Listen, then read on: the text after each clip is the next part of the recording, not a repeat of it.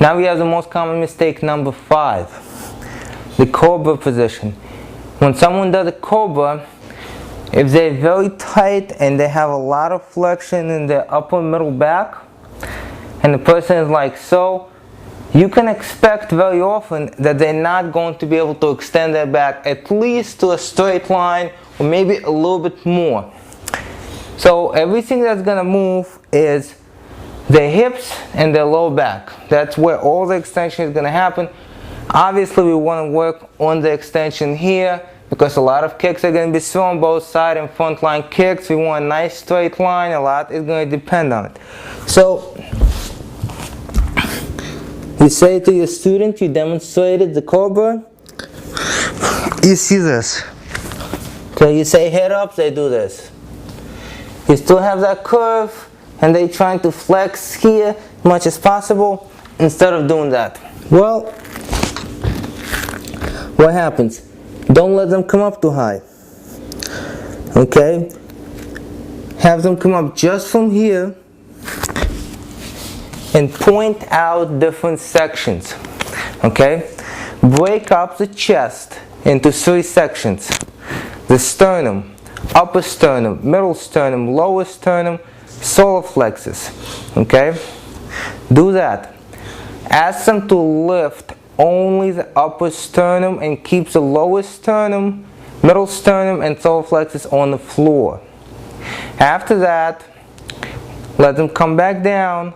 Next time, lift the upper sternum, middle sternum, while the lower sternum, solar plexus is on the floor. Let them come down. You might do that once, you might do that a few times before moving on to the next level, where they would lift the upper, middle, lower sternum, but the solar plexus would be on the floor.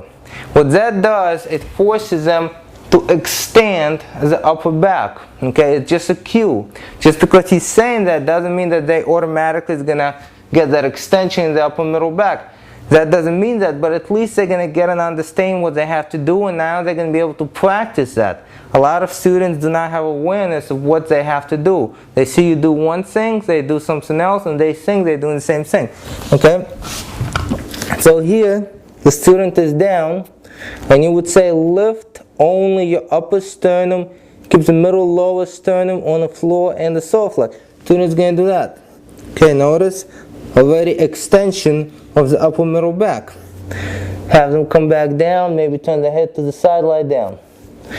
Do that once a few times and then say, okay, I would like for you to lift only the upper sternum and now the middle sternum.